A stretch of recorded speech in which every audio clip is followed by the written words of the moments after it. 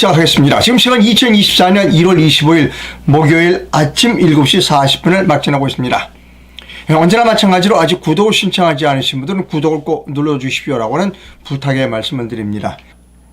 당 대표는 뻔뻔하고 공천관리위원장은 무식하다. 당 대표는 뻔뻔하고 공천관리위원장은 무식하다. 이것이 오늘 아침 뉴스 브리핑의 제목입니다. 아침에 들어온 소식부터 먼저 전해드리도록 하겠습니다. 트럼프가 다음번 대통령이 될 것 같아요.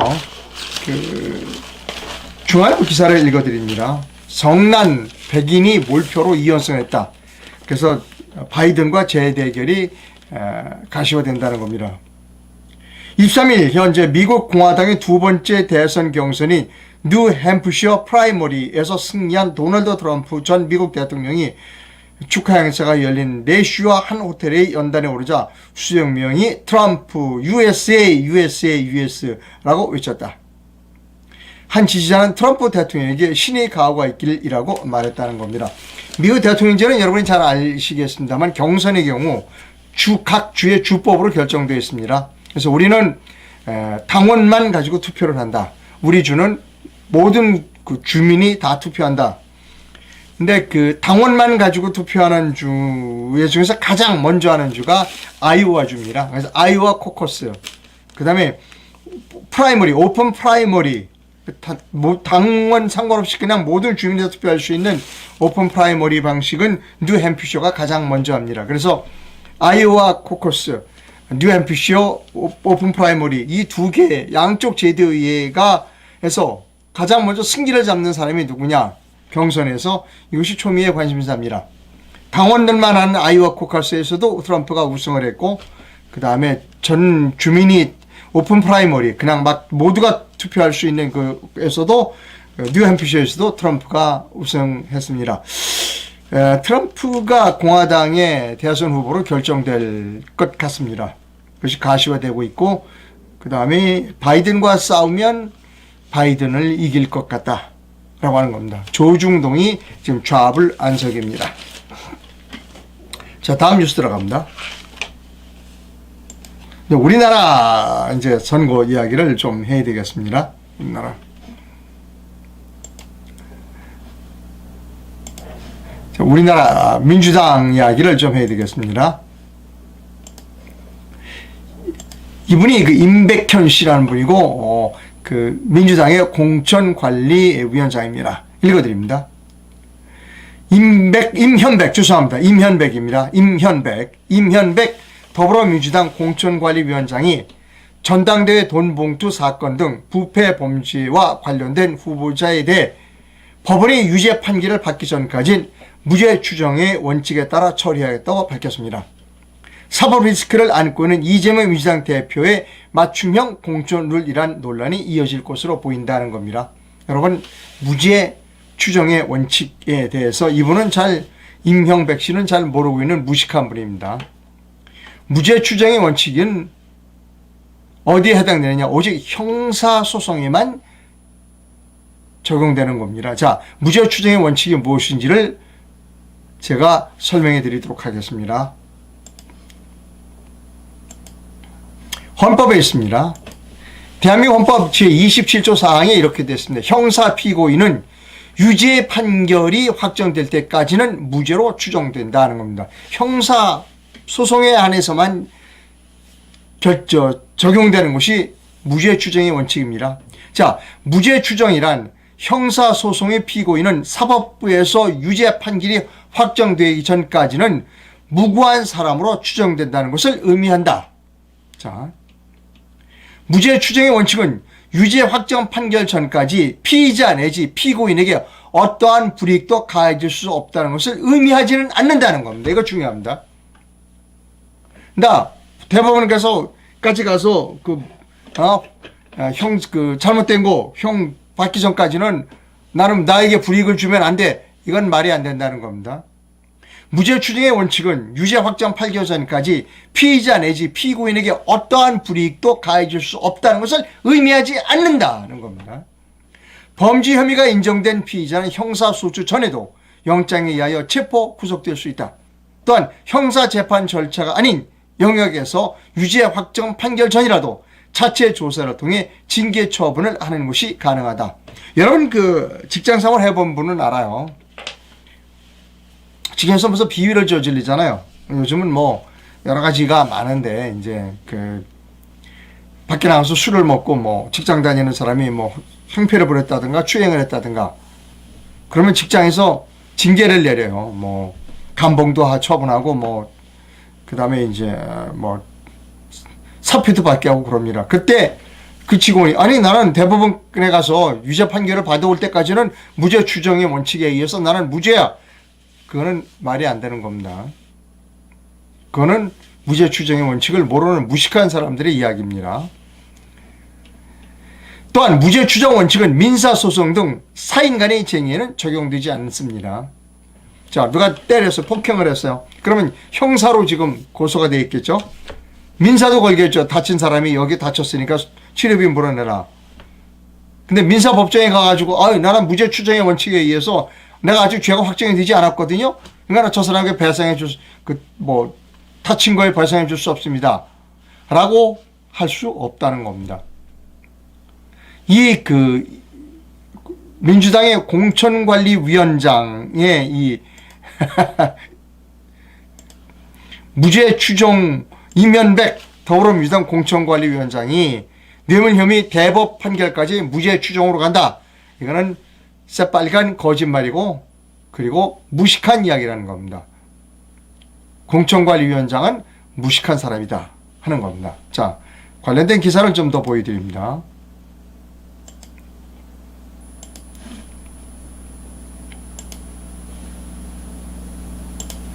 이재명 얘기입니다. 이재명이가 뭐라고 그랬냐면 이렇게 얘기했어요. 김 여사 디올백 논란에 뇌물을 받았으면 수사해야 한다는 겁니다. 더불어민주당 이재명 대표는 김건희 여사의 디올백이네요. 디올백 크리스찬 디올의 디올인가요? 디올백 수수 의혹을 두고 뇌물을 받았으면 수사를 받아야 한다고 밝혔다는 겁니다.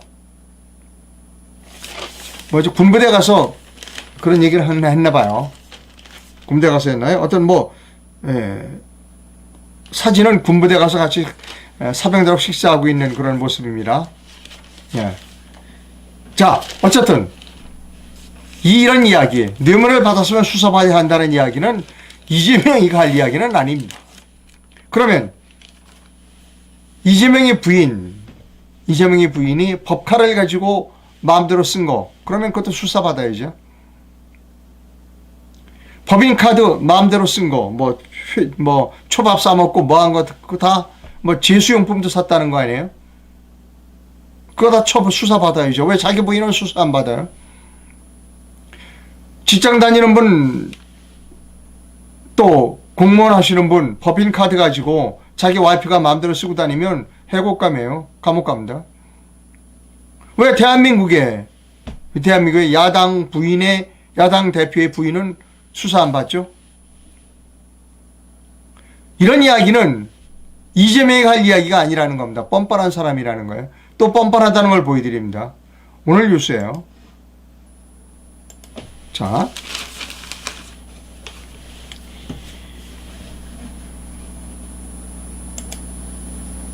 조선일보 사설입니다. 조선일보 사설에 이렇게 했어요. 이화영 재판도 지연에 성공했다. 이 대표는 또 법정에서 몸이 아프다 그러면서 퇴정했다. 재판장이 몸이 아프면 가라고 그랬다. 이건 재판도 아니다라고 하는 제목의 조선일보 사설입니다.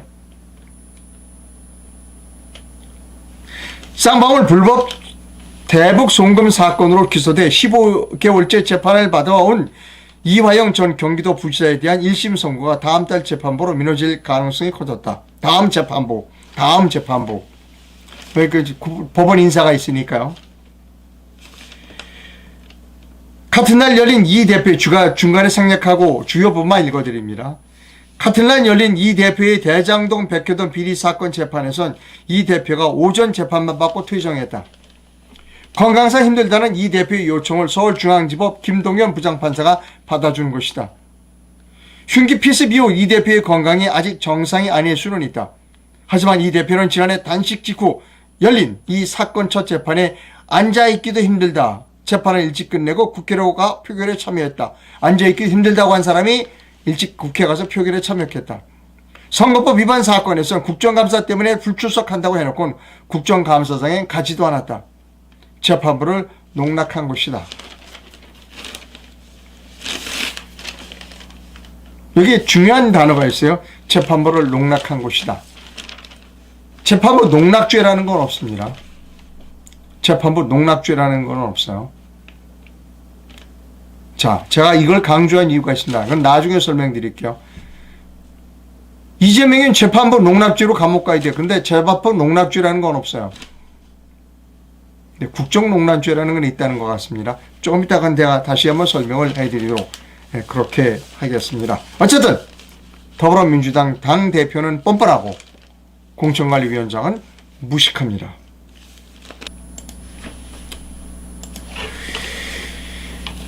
자, 아까 제가 여기 이거 사진 다시 한번 보여드리고 가는 게 낫겠네요. 조선일보가 이 재판을 농단하고 있다고 그랬어요. 재판부를 농락했다고 그랬습니다. 조선일보가. 농락이요. 그럼 잡아가야지. 재판 농락했으면 감옥에 가야 되는 거 아니에요? 그런데 재판 농락죄라는 거는 없어요. 자, 그런데 국정농단죄라는 건 있는 것 같습니다.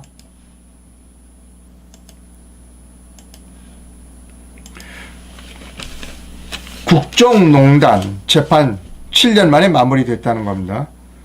박정부 문화계 블랙리스트 사건에 김기춘 징역 2년, 추현서 1년 6개월이 선고됐다는 거예요.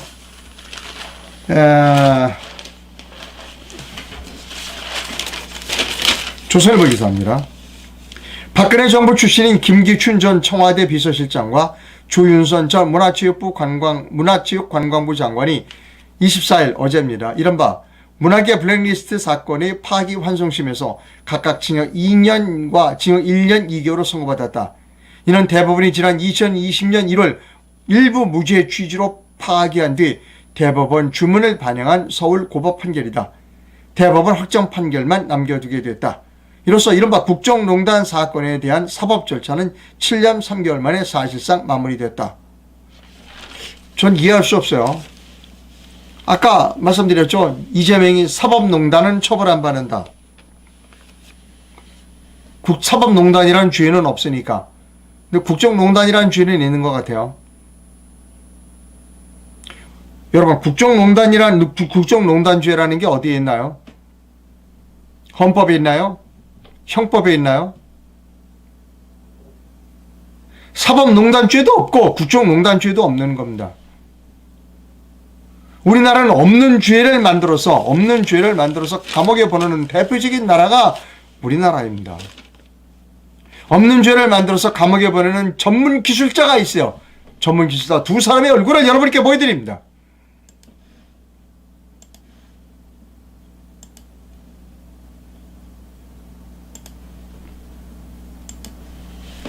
이 두 사람이 없는 죄를 만들어서 감옥에 보내는 전문 기술자입니다. 윤석열이 이렇게 얘기했어요. 한동훈과 나는 사선을 뛰어넘은 전우이자 동지라고 그랬습니다. 검사가 왜 사선을 뛰어넘을 일이 있죠? 아니, 검사가 왜 사선을 뛰어넘어? 잘못된 사람 잡아다가 기소하면 되지. 그러니까 뭔가 죽을 짓을 했다는 겁니다, 여러분. 죽을 짓을 했다는 거예요. 죽을 짓을 둘이 했다는 것이죠. 죽을 짓을 했다고 자백하고 있는 겁니다. 국정농단 사건은 이 두 사람이 만들어낸, 주도적으로 만들어낸 사건입니다. 광고하겠습니다.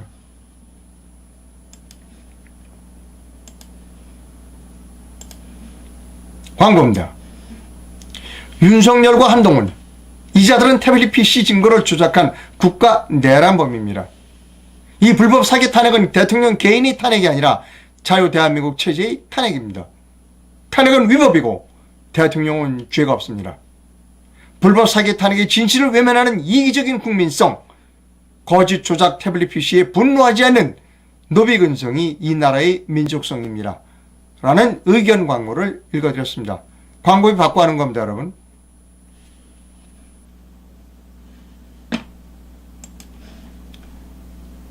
자, 이 두 사람, 이재명이가 지금 저렇게 활기를 치고 돌아갈 수 있는 이유를, 이분들은 재주가 죄 없는 사람은 감옥에 보내는 게 이분들의 특기지만 죄 있는 사람은 감옥에 못 보내. 그게 무슨 검사야? 나 희한해. 죄 있는 사람은 왜 감옥에 못 보내? 죄 없는 사람만 전부 감옥에 가둬요. 이게 이 두 사람의 특기이고, 죽을 짓을 했어요. 사선을 뛰어넘으면 죽을 짓을 했어. 자,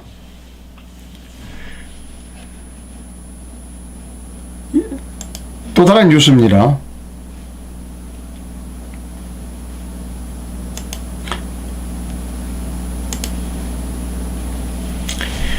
읽어드릴게요.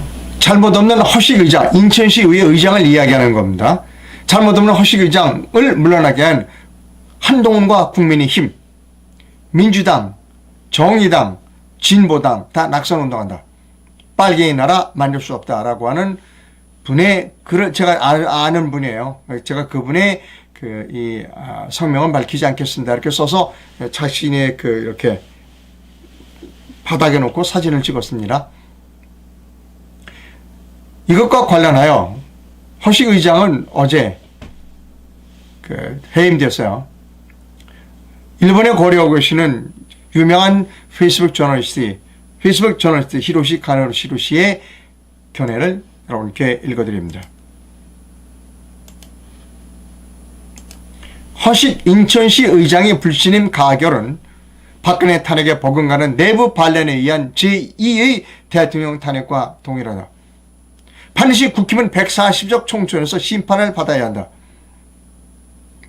죄송합니다. 4월 10일입니다. 140일 붙여 써서 제가 잘못 읽었습니다. 40 총선에서 심판을 받아야 한다.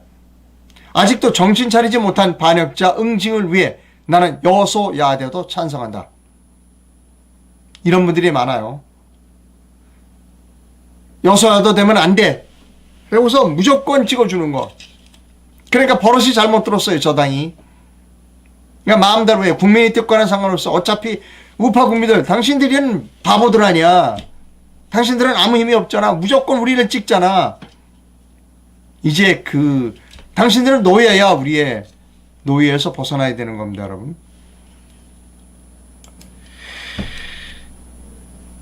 자, 부정선거에 관한 말씀을 드려야 되겠습니다. 어제 제가 4.15 선거에서 사전 선거가 있죠. 사전투표에 관외 사전투표가 있습니다. 보관하는 창고에 이렇게 선거관리위원회 직원들이 들어와서 이렇게 봉인지를 뜯고 하는 그런 장면을 보여드린 일이 있습니다. 오늘은 지난 3구 대선 때, 지난 3구 2020년 대선 때의 광경을 여러분께 보여드립니다. 동영상입니다. 대선 때도 그런 일이 있었습니다. 자,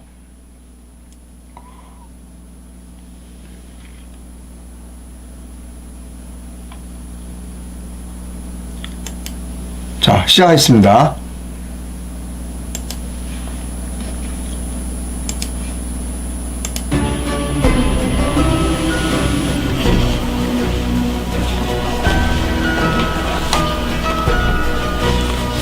좀 있어 사람들이 많이 들어올 겁니다.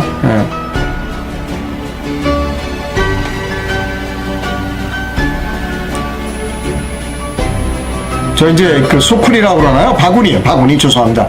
바구니에 저렇게 관외 사전 투표지를 들고 오는 겁니다. 계속 들어오죠? 계속 들어오면 이제 투표지는 표성용 봉투에 담겨서 들어오게 되어 있습니다. 저 이제 저거를 뜯어내고 봉인지를 뜯어내고 거기다 이제 집어넣습니다. 계속 들어옵니다. 바구니에 계속 들어오고 저걸 이제 집어넣습니다. 이렇게 집어넣죠. 자, 선거관리위원회는 뭐라고 그러냐면 우편투표 사전투표 집배원이 가지고 온 그 투표용지를 각 동별로 자기네 무슨 구에도 동이 한 10개에서 20개 동이 있지 않습니까? 그 동별로 저렇게 분류해서 집어넣는 거다. 그러니까 아무 문제가 없다. 부정이 아니다. 라고 이야기를 하는 겁니다. 자,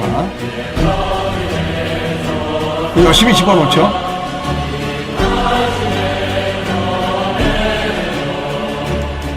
자, 이제 지금부터는 제가 좀 설명을 드리도록, 뭐 부지런하고 계속 집어넣습니다. 이 우편투표, 사전투표는,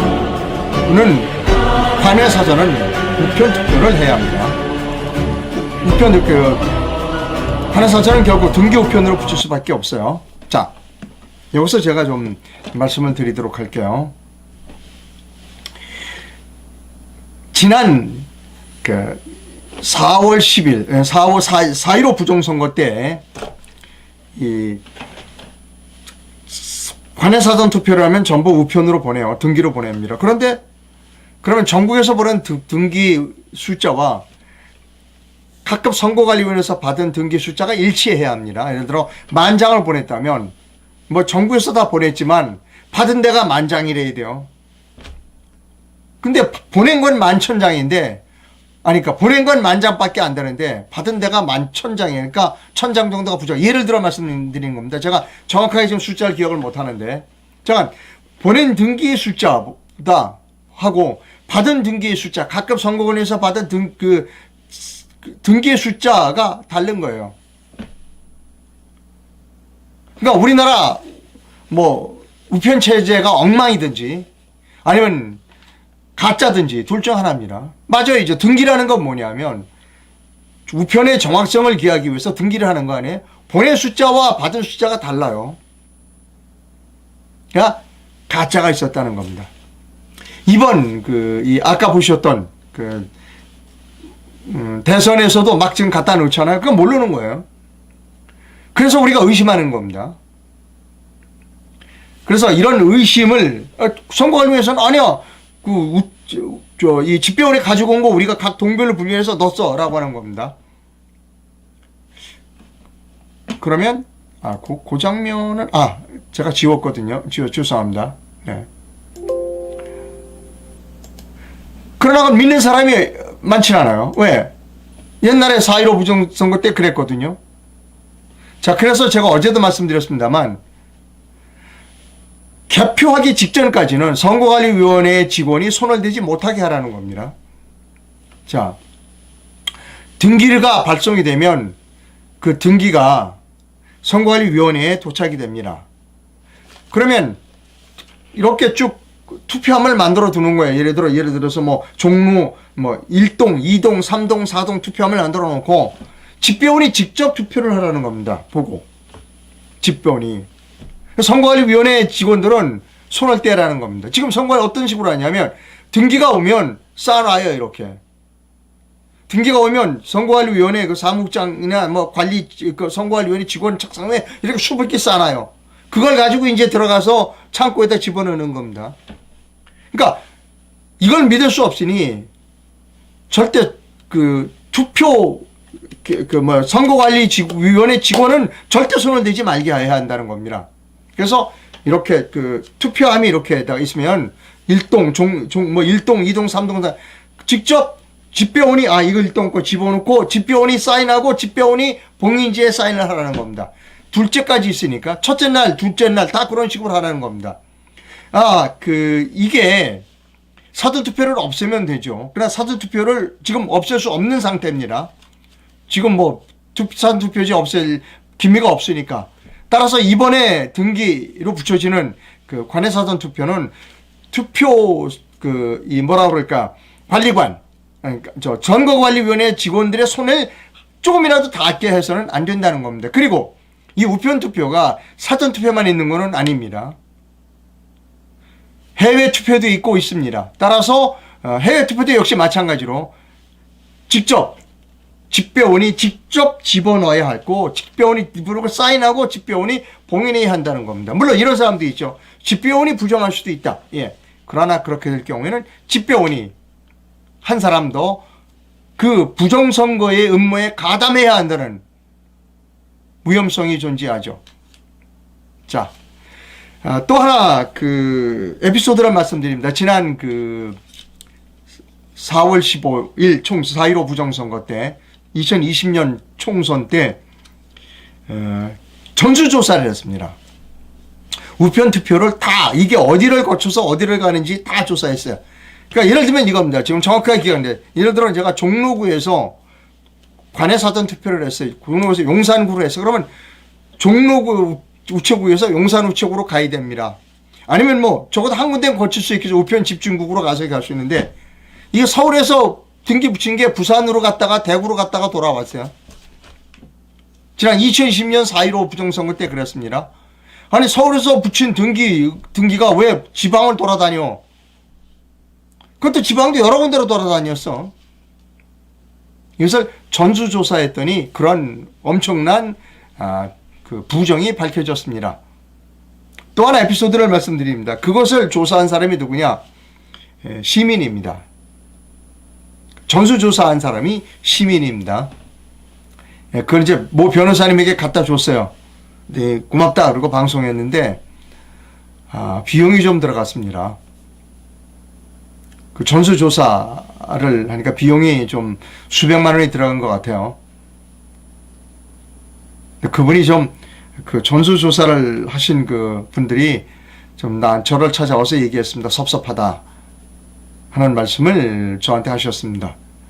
예, 뭐, 그렇다는 이야기입니다. 자, 계속 아침 뉴스 브리핑 이어갑니다. 이런 뉴스가 있어요.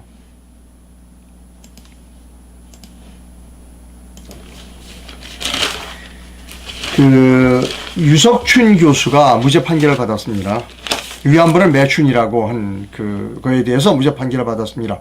유석춘 전 연세대 사회학과 교수가 4년 전 강의실에서 일본군 위안부 피해자에 대해 매춘이 일종이라는 취지로 발언하는 것을 명예훼손으로 보기 어렵다는 판결이 나왔습니다.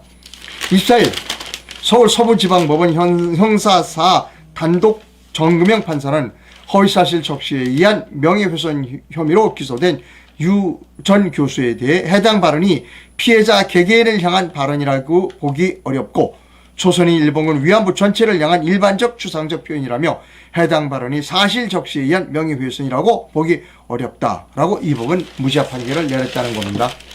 뭐 저는 이 판결에 대해서 환영합니다. 그 위안부 문제 이것은 상당히 좀 민감한 문제입니다만 제 견해를 좀 밝혀드리도록 하겠습니다. 우리가 일본이 굉장히 미워요. 미워 죽겠어요. 그럼에도 불구하고 객관적 사실은 그대로 받아들여야 하는 겁니다. 어제 보니까 사진이 이렇게 우리나라 독립군을 이렇게 작두로 머리를 치는 그런 사진도 있기는 합니다. 잘못한 건 많죠.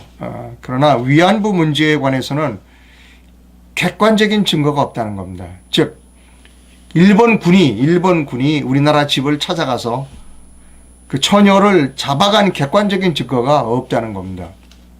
제가 이런 얘기를 하면 많은 사람들이 그럴 리가 있나? 그럴 리가 있나? 일본군이 안 잡아갔다는 거야? 우리나라 처녀를? 제가 안 잡아갔다고 확신할 수는 없습니다만 잡아갔다는 객관적 증거가 단 한 건도 없다는 겁니다. 옛날에 그런 사람이 있었어요. 제주도에 가서 처녀를 몇십 명을 잡았다. 제주도 사람들이 아니야, 그런 일 없어. 우리가 일본이 아무리 미워도 객관적 사실은 받아들일 줄 알아야 한다는 겁니다. 물론 깊이 있게 더 소설을 하면 나올지도 몰라요. 일본군이 처녀를 잡아간 게 나올지도 몰라요. 그러나 지금 현재로서 일본군이 돌아다니면서 우리나라 조선의 처녀를 잡아갔다는 객관적 증거가 단 한 건도 없다는 겁니다.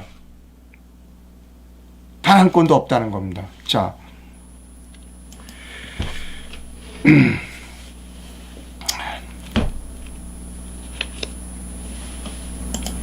오늘 집회가 있습니다.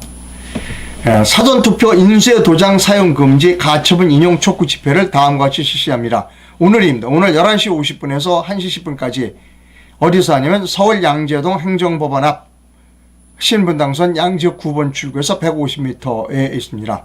행정법원, 서울행정법원 앞입니다. 목적은 사전선거 인쇄도장 사용금지 가처분 인용을 촉구하는 겁니다. 이 가처분은 제가 이상로 개인으로 신청했습니다. 지난 월요일 날 신청했고요. 제가 준비 서면도 냈습니다. 저는 오늘 여기 기자회견에 가서 회견을 하도록 그렇게 하겠습니다. 제가 당사자입니다. 제가 원고입니다.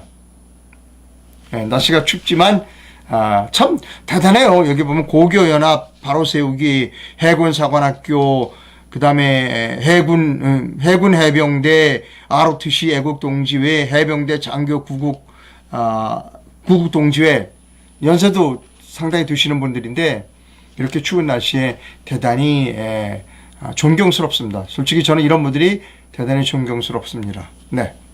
내일로 미래로당은 제3당 반 이재명, 반 윤석열을 추구하시는 분들, 이재명도 아니고 윤석열도 아니야 라고 하시는 분들은 제3당을 찍어야 합니다. 내일로 미래로가 올바른 제3당이 되도록 노력하겠습니다. 내일로미래로.org에 접속하셔서 당원으로 가입해 주시면 감사하겠습니다.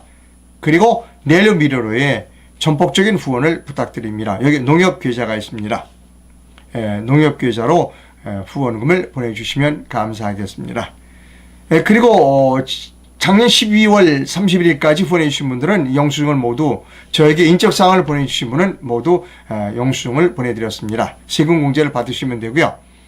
올해 1월에 후원해주신 분도 제게 이 밑에 있는 전화번호로 인적사항을 보내주시면 감사하겠습니다.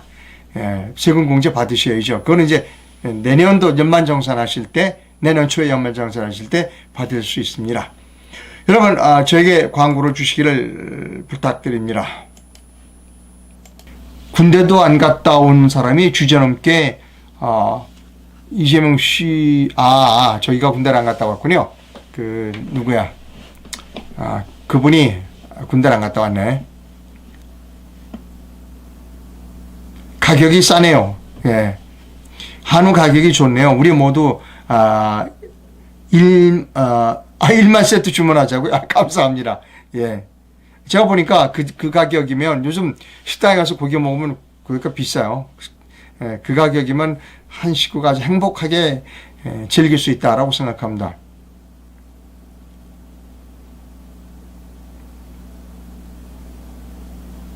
김건희 씨를 옹호할 마음은 추워도 없습니다. 다만 명품백이라는 단어는 사용하지 않았으면 좋겠습니다. 휴대용과 신용카드 2개 들어갈 손지갑이 무슨 명품백입니까? 그 작은가 보죠? 그 백 사이즈가.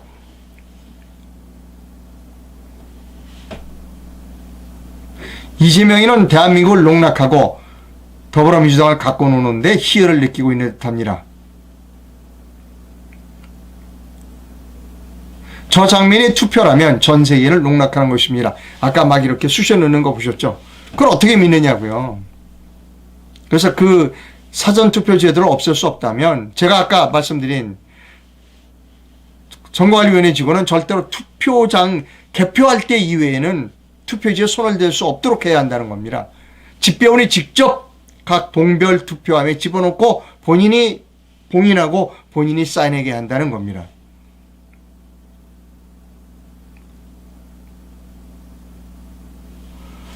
광고 관련 메일을 보내도 답변도 없대요. 확인해 보겠습니다, 제가. 예.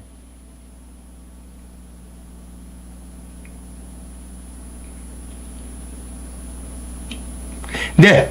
예, 방송 시청해주신 시청자 여러분 대단히 감사하고요.